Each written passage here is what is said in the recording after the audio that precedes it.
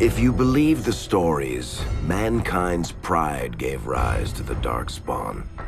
Countless in number and toxic to all life, Darkspawn search endlessly for an archdemon. When they find one, Darkspawn armies surge up from their corrupt barrows beneath the ground, and a blight begins.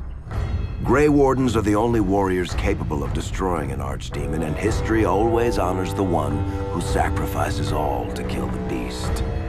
In the fifth blight, the Warden was the hero of Ferelden. Youngest child of Ferelden's powerful Terran Cousland.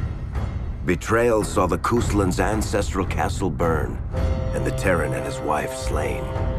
Duncan, a Grey Warden, helped the young noble escape to a new life with the Wardens. The allied Ferelden and Grey Warden forces met in Ostagar, where King Kaelin's armies and a host of Wardens gathered, ready to destroy the Darkspawn. But valor turned to despair as Loghain betrayed his king. Kaelin's forces were slaughtered, and the South was lost.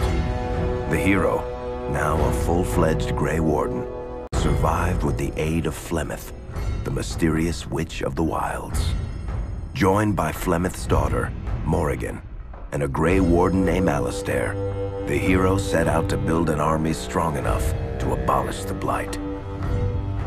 With the traitorous Loghain now seated on Ferelden's throne, the Wardens sought help from the influential Arl Eamon of Redcliffe.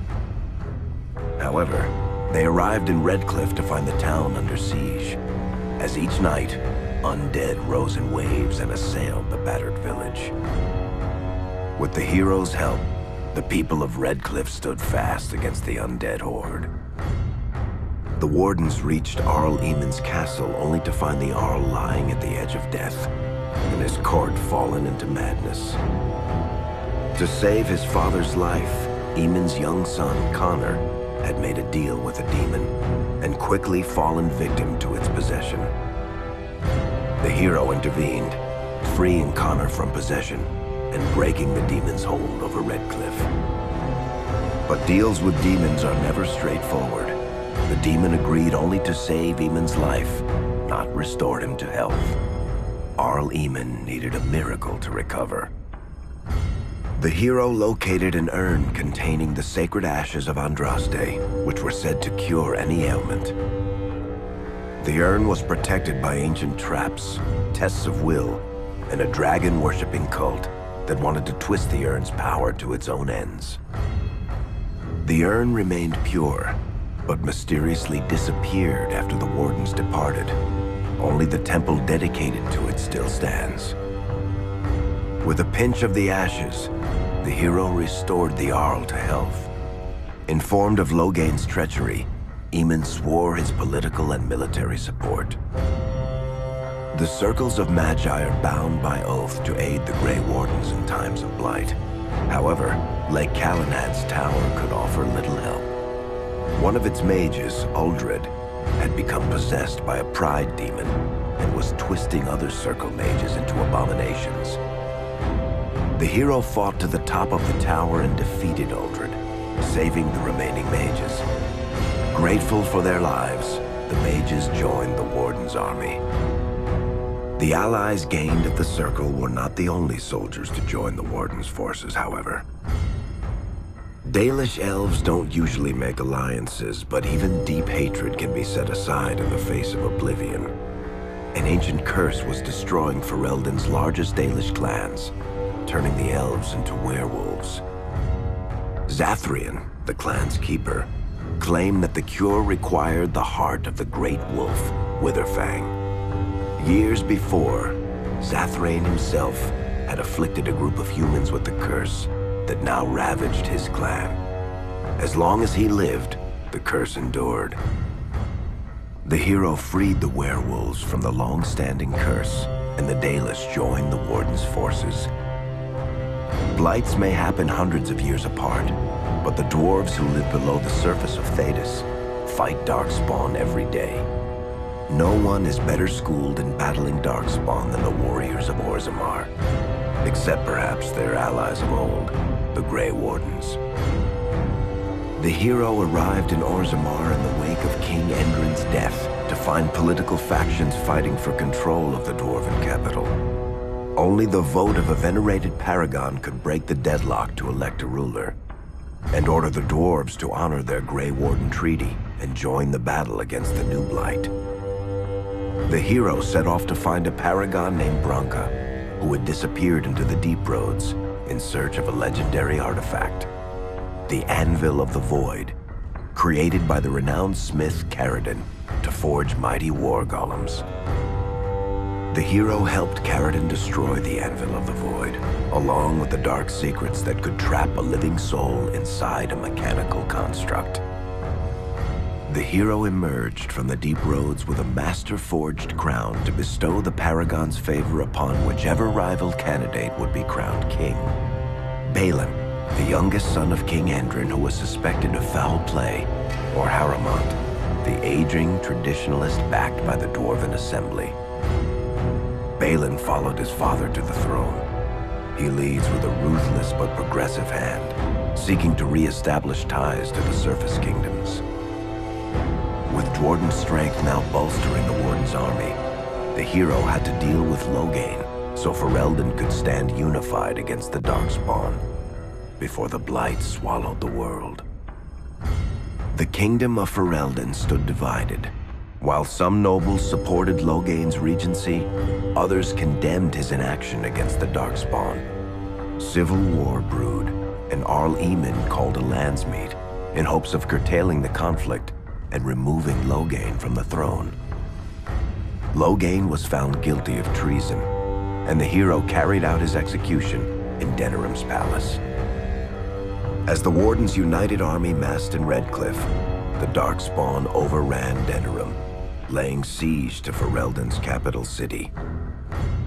The hero's army fought valiantly through Denerim and broke the Darkspawn siege. On Fort Dracon's highest tower, the hero's strongest allies fought alongside the Warden in a final heroic battle against the massive Archdemon. The hero participated in a mysterious dark ritual with Morrigan, and the Archdemon was killed without the sacrifice of a Grey Warden's life. With no Archdemon to lead them, the Darkspawn scattered. Most fled underground, still teeming in number and always seeking a new Archdemon to awaken. The shattered kingdom of Ferelden embarked on a long journey to recovery. In the Blight's aftermath, strong leadership was crucial. Alistair, King Caelin's half-brother, and Queen Enora, Caelin's widow and daughter of Loghain, joined in a political union. Together, they ushered Ferelden into a new era. Ferelden still stands, as obstinate and resolute as the Dog Lords ever are, but the events of the Fifth Blight loom over it as the nation rebuilds. For people across Thedas, legends of the hero of Ferelden remain the nation's brightest beacons of hope during its darkest times. It all began in Kirkwall, the fall of Knight Commander Meredith, the Kunari Uprising, and of course, the Chantry's destruction and the onset of Mage Rebellion. One person always stood amidst the swirling chaos: Hawke, the champion of Kirkwall. The Hawke family fled Lothering, refugees from the Blight. Leandra, mother of the champion, and siblings Bethany and Carver hoped to find refuge at her family's estate in Kirkwall, far to the north. As a mage with a family legacy of magic on both sides, Hawke naturally became involved in the events that ultimately led to the Mage Rebellion. The Hawks escaped the Blight with the help of Aveline Valen, a warrior and family friend. It's said that the family was also aided by Flemeth, the notorious Witch of the Wilds. Hawke's sister Bethany never reached the Free Marches. She was killed by Darkspawn while defending her family. The family's first years in Kirkwall were difficult. Leandra's brother Gamlin had lost the family fortune. The Hawks lived in poverty, forced to indenture themselves in return for entrance to the city. To pay off the debt, Hawke was forced to work for a gang of smugglers. All the while, Hawke and Carver did their best to hide Hawke's magic from the Templars. Opportunity eventually struck in the form of a dwarf named Bartrand Tethras, who was planning an expedition to the deep roads. It was a long shot, but with gold gained from the expedition, Hawk could free the family from its criminal creditors and further Templar scrutiny. Hawk met a rogue Grey Warden named Anders, who possessed detailed maps of the deep roads. These maps were crucial to the expedition's success. Once Hawk obtained them, everything else fell quickly into place. Carver joined Hawk on the expedition. The siblings found ancient dwarven treasure and a statuette formed from a strange red lyrium. Carver fell victim to the blight that suffuses the deep roads, but Anders led him to a group of Grey Wardens who were able to save his life. The gold Hawk recovered from the deep roads brought back Leandra's stately childhood home in Hightown. The Hawks had barely settled into their new home when Leandra was murdered, a deeply sinister and twisted killing. Hawk hunted down Quentin, the blood mage responsible, but could not prevent Leandra's death. Leandra's tragic death was part of a critical problem facing Kirkwall. Rising tension between the city's mages, who felt increasingly oppressed, and Templars, who grew increasingly suspicious of their activities. Adding to the strain, a large contingent of Kunari had also established themselves in Kirkwall, much to the growing discomfort of the city's rulers. After their dreadnought was shipwrecked many years before, a group of stranded Kunari were allowed to remain in a cordoned-off area in Lowtown. As time passed, the Kunari made no effort to return home, and offered no explanation about why they remained. Tensions rose to a breaking point. Revered Mother Patrice, convinced the Kunari were a threat to the Chantry's faith, incited violence between the Kunari and the Kirkwall populace. Hawk knew that Patrice would bring about unnecessary conflict. Though the champion tried to stop her, Patrice orchestrated the murder of Seamus Dumar, a Viscount's son and a recent convert to the Qun. When her crime was discovered, a Kunari assassin killed her. After Seamus was murdered, the Arishok of the Kunari group lost patience with the humans of Kirkwall. They would now submit to the Qun or die. The Kunari struck hard and fast. They took the palace in Hightown and beheaded the Viscount to immediately quash any resistance. Aided by Knight Commander Meredith and First Enchanter Orsino, Hawk reached the palace and stood toe-to-toe with the fearsome Kunari leader. Hawk fought the Kunari leader. The fierce battle resulted in the Arishok's death and the liberation of Kirkwall from its brief occupation. The Kunari quickly withdrew from the city entirely. Hawk saved Kirkwall and earned the grudging respect of the city's Templars, mages, and nobility, along with the title that history remembers, the Champion of Kirkwall.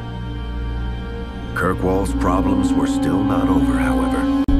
After Viscount Dumar's death, Knight Commander Meredith took power and blocked all attempts to appoint a new Viscount. Under Meredith's command, the Templars tightened their grip on the mages, planning to suppress what Meredith saw as a growing rebellion.